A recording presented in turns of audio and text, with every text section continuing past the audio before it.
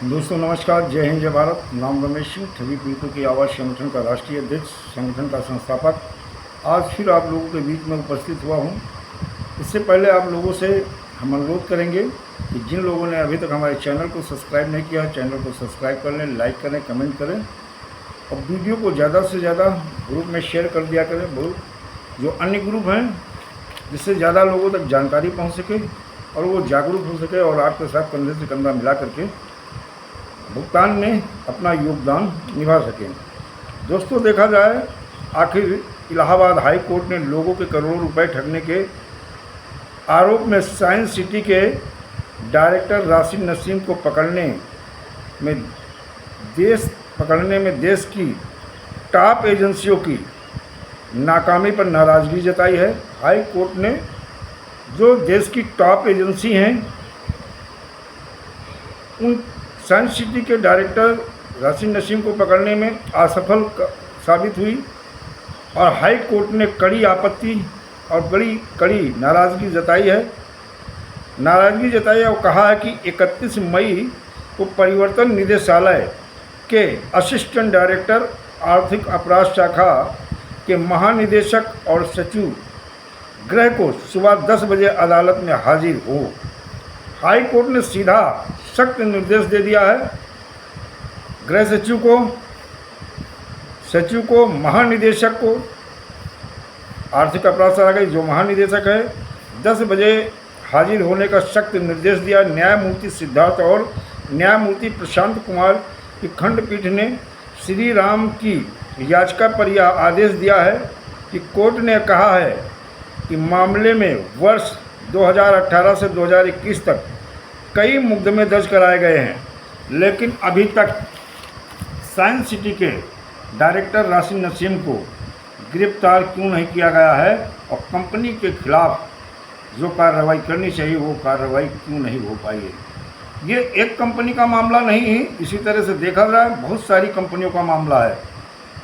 और जब न्यायालय इस तरह के कभी कठोर निर्णय लेते हैं या उनकी किसी की याचिका पर सुनवाई करती है, इस तरह के आदेश करती है और इन्हें तलब करती है, तो केवल फॉर्मेलिटी ये लोग अदा करके बीच का रास्ता निकाल लेते हैं और कोई ना कोई जवाब दे देते हैं, लेकिन कार्रवाई के नाम पर केवल शासन प्रशासन द्वारा और सरकार द्वारा हिंदुस्तान के विभिन्न चिटफंड कंपनी और क्रेडिट कोऑपरेटिव सोसाइटी के पीड़ित जमाकर्ता को केवल गुमराह किया जाता है। कभी ऐसे लोग होते हैं जो भुगतान को लेकर के, भुगतान कहीं का है और जोड़ देते हैं चिटफंड से कि मोदी की गारंटी 17 करोड़ भुगतान हुआ किस चीज़ का दिखा दिया यहाँ पे। ऐसे मूर्ख लोग पड़े हुए हैं जिनको कुछ कहा नहीं जा सकता है।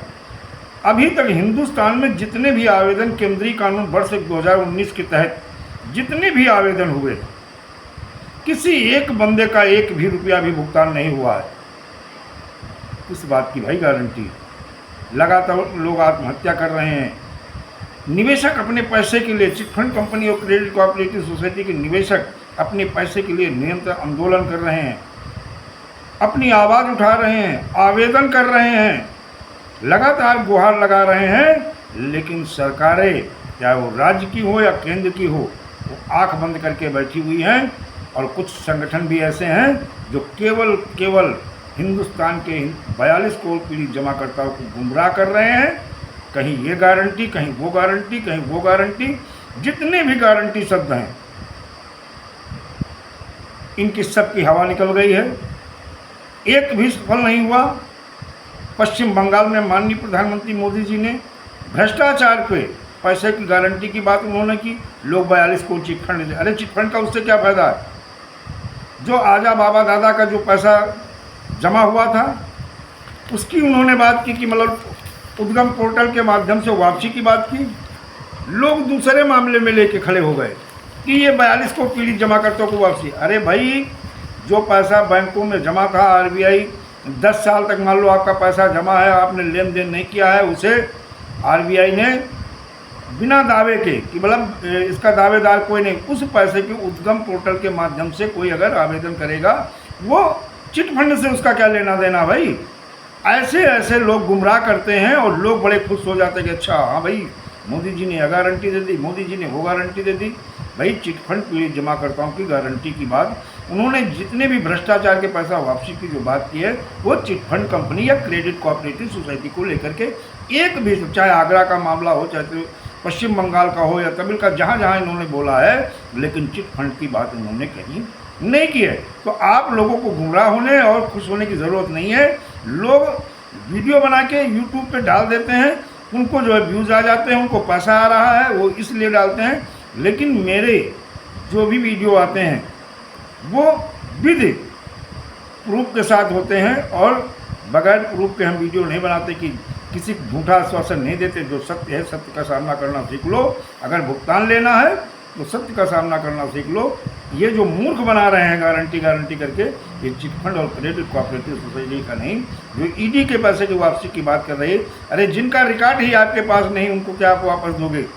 जिनका रिकॉर्ड है, पॉलिसी बॉन्ड है, सर्टिफिकेट है और चेकें हैं, उस पैसे की आप बात नहीं कर रहे हो चिट फंड की। आप उस पैसे की जिसका रिकॉर्ड ही आपके पास नहीं है। दोस्तों, आप लोग समझदार हो। जय हिंद, जय भारत, वंदे मातरम।